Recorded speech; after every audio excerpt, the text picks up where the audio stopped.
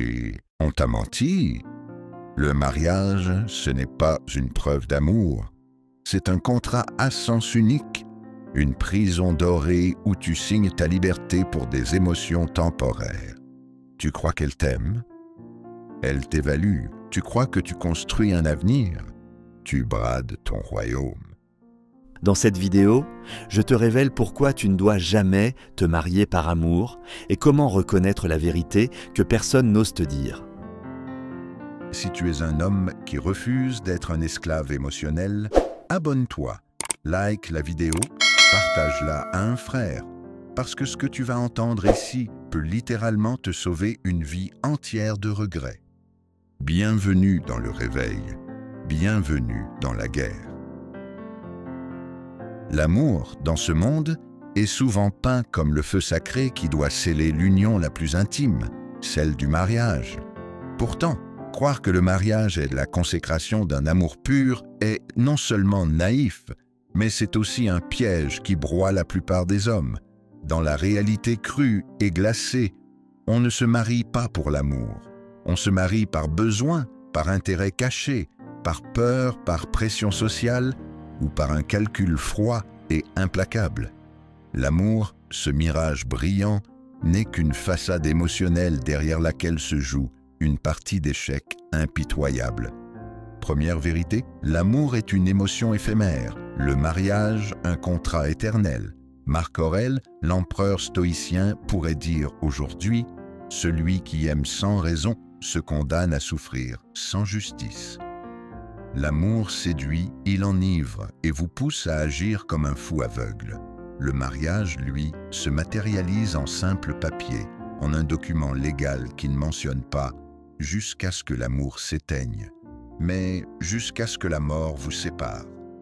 Ce qui signifie explicitement que la passion et les papillons dans le ventre ne sont pas les garants de la pérennité.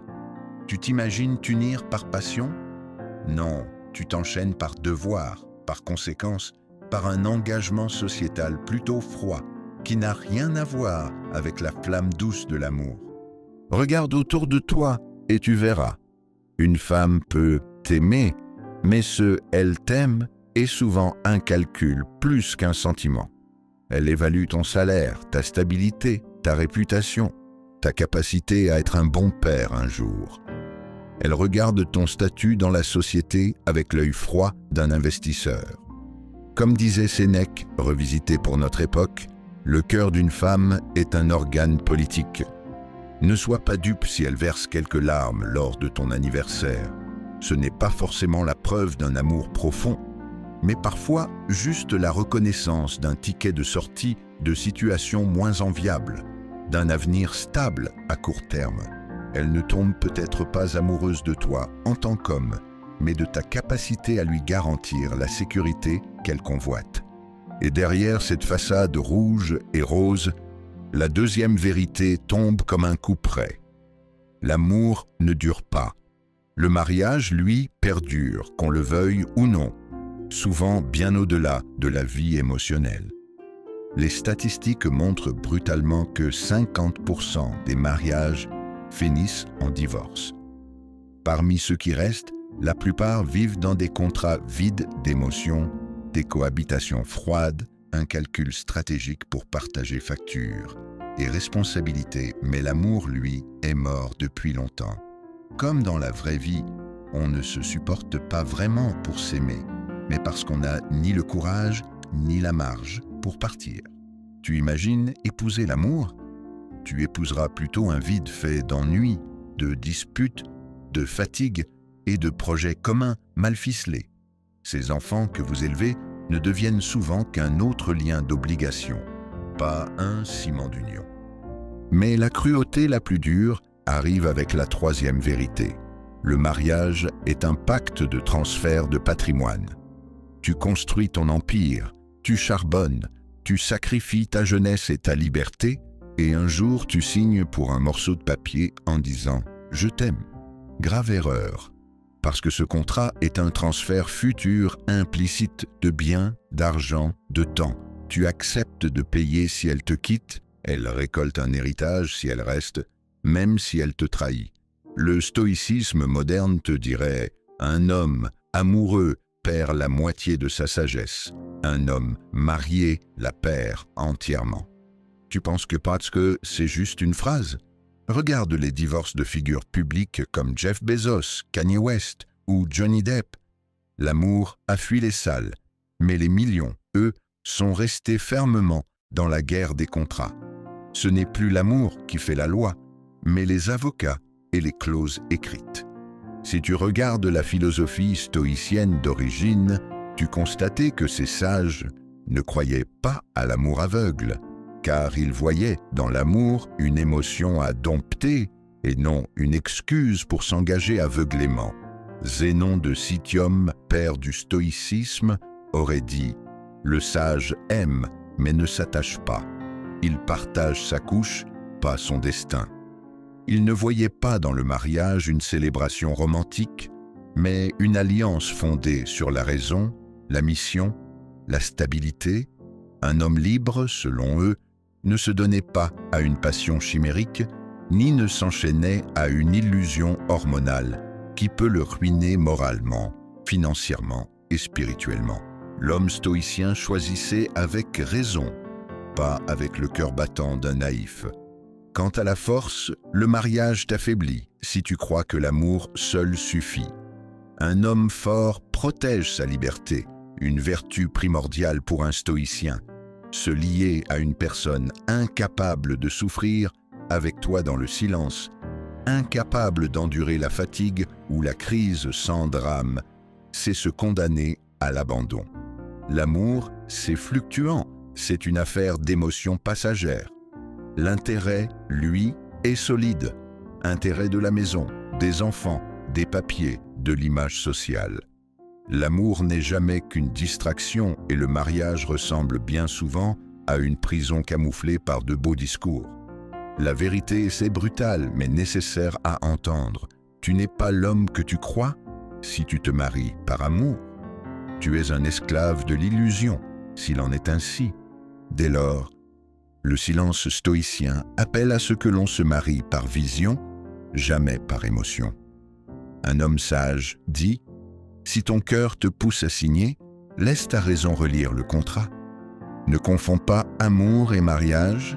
Si tu veux signer, anticipe les tempêtes, la trahison, la lassitude et planifie même un bon avocat, car l'option romantique finit souvent dans une bataille juridique ruinante. L'amour peut être un beau début, mais il est un piège s'il devient la seule raison. Si tu veux une autre couche de vérité, approfondissons la nature véritable du mariage. Le mariage n'est pas une alliance sacrée, c'est souvent un échange inégal déguisé en belle cérémonie. L'homme donne ses forces, sa patience, sa fortune, son nom. La femme donne son ventre, parfois un faux sentiment d'éternité et une promesse qui a tendance à se dissoudre à la première crise.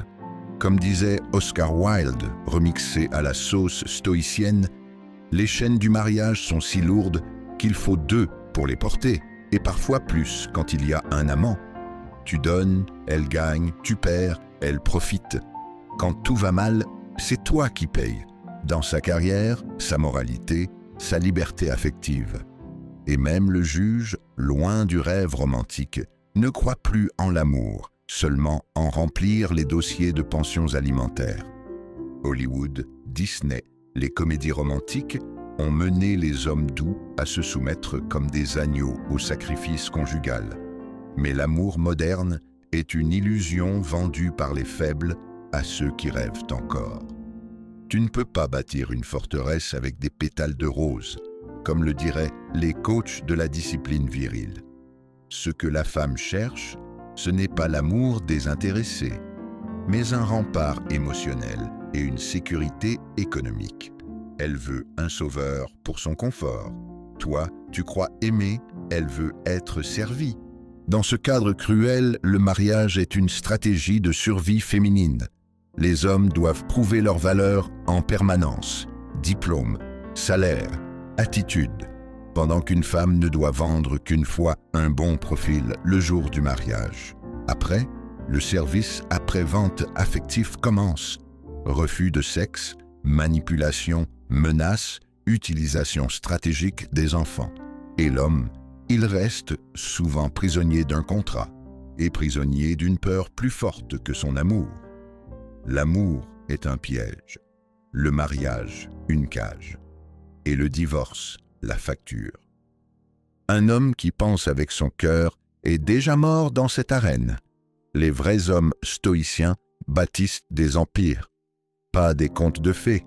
Comme Épictète aurait pu dire dans une version dure et moderne, le sage considère chaque lien comme un test, chaque serment comme une épée à double tranchant. Si tu veux t'unir, fais-le en homme libre, lucide, préparé, pas comme un pigeon émotionnel qui croit que l'amour suffit. La vérité finale, c'est que tu ne te maries pas pour aimer, tu te maries pour survivre à deux. L'amour meurt, les dettes restent, les enfants pleurent, les souvenirs deviennent munitions dans la guerre conjugale. Le mariage n'est pas fait pour des âmes qui s'aiment, mais pour deux égaux qui négocient la paix au prix de concessions quotidiennes.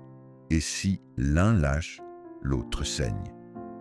La vraie sagesse stoïcienne recommande de marier ton esprit, pas ton cœur.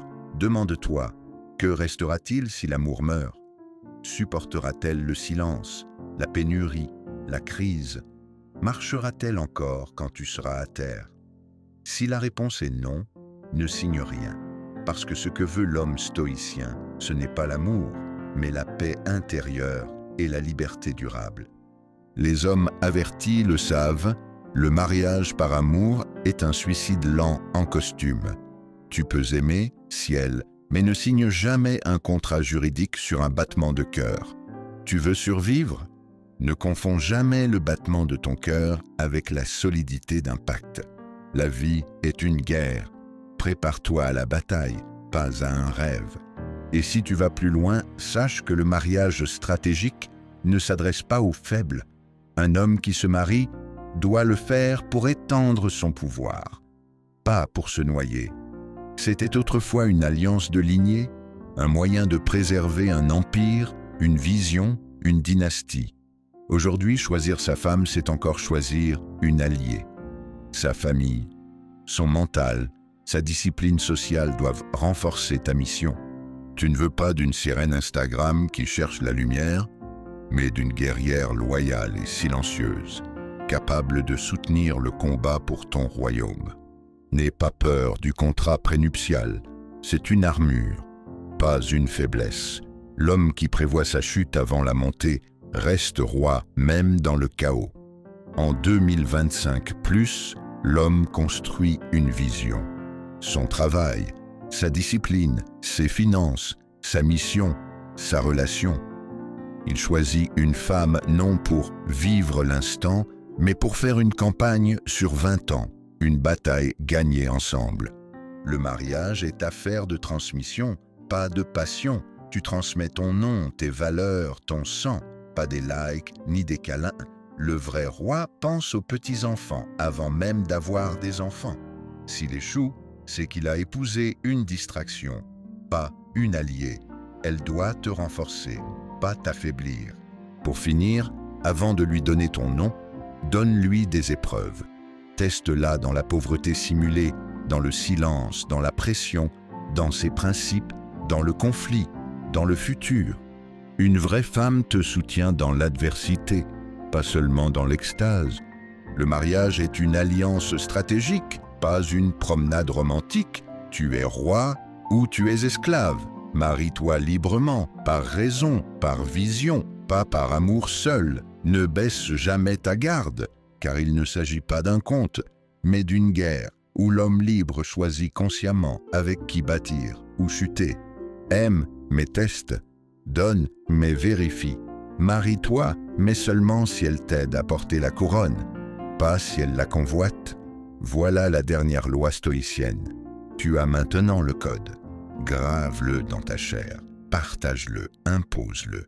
Ce n'est pas l'amour qui fait l'homme, c'est la guerre qu'il choisit. Si tu connais un frère qui croit encore à ses contes romantiques, fais-lui lire ceci avant qu'il ne signe.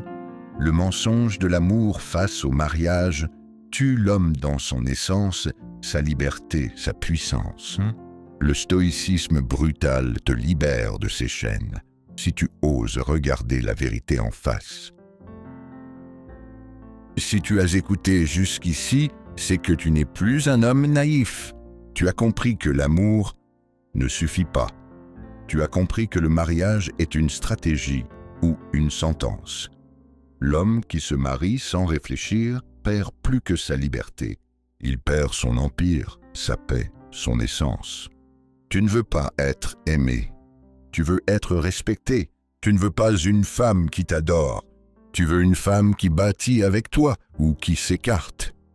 Souviens-toi, le cœur te mène au piège. La raison te mène au trône. Si tu refuses d'être un homme brisé par un rêve vendu, abonne-toi, commente, je choisis la lucidité. Et partage à un frère qui va signer sa propre chute. Parce qu'on ne sauve pas tous les hommes, mais on peut réveiller ceux qui sont prêts.